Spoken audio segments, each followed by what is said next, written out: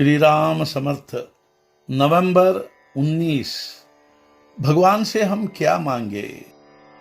यदि कोई पूछता है कि परमात्मा का स्वरूप क्या है, तो क्या कहा जा सकता है? वह तो नाम, रूप और गुण से अतीत है।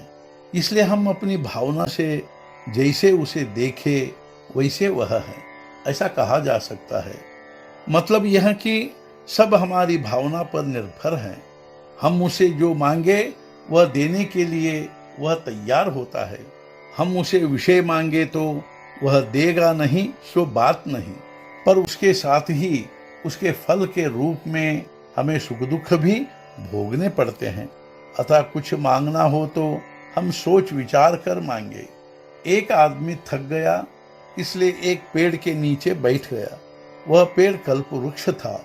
उसने यूं ही सोचा, यहाँ मुझे पानी पीने को मिल गया तो कितना अच्छा होगा। ऐसा सोचते ही उसे पानी मिल गया। बाद में वह सोचने लगा, अब अगर खाने को मिले तो बड़ा अच्छा हो। और यह सोचते ही उसे खाने को मिल गया। उसको आराम करने की इच्छा हुई और यह विचार मन में आते ही सोने की सुविधा हो गई।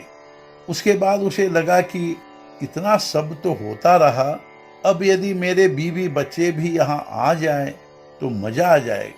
उसका इतना सोचना था कि वे सब वहाँ आ गए। इतना सब होने पर उसे लगा, मैंने जो भी इच्छा की सब पूरी हुई। अब यदि यहाँ मेरी मृत्यु हुई तो बस। ऐसा कहते ही उसकी मृत्यु हुई। तो कहने का मतलब यह है कि विषय मांगने पर विषय बढ़ते ही जाते हैं। अतः जिससे हमारा कल्याण हो ऐसा ही हम कुछ मांगे। किसी राजा ने एक भिखारी से कहा, तुम्हें मुझसे जो मांगना हो मांग लो। तो उस भिखारी ने राजा से ओढ़ने के लिए एक कंबल मांगा।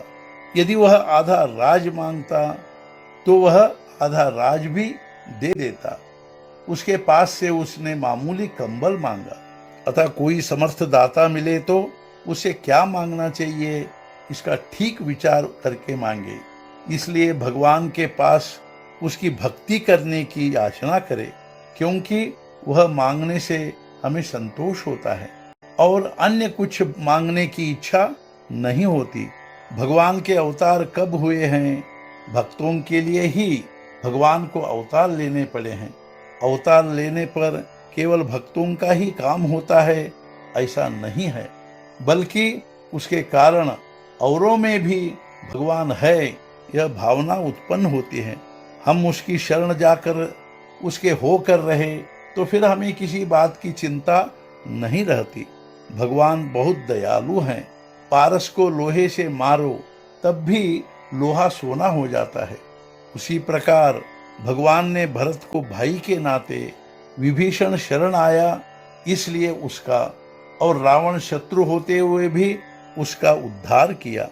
उसने किसी को भी उद्धार करने के बिना नहीं छोड़ा। तो भगवान हमसे जोड़े जाने के लिए नामस्मरण के सिवाय कोई आसान उपाय नहीं है। आज का मुख्य विचार, भगवान के नाम के सिवाय मुझे और कुछ नहीं समझता है, ऐसा जिसे समझ गया उसे सब समझ गया। सद्गुरुनाथ महाराज की जय। जय जय रघुवीर समर्थ।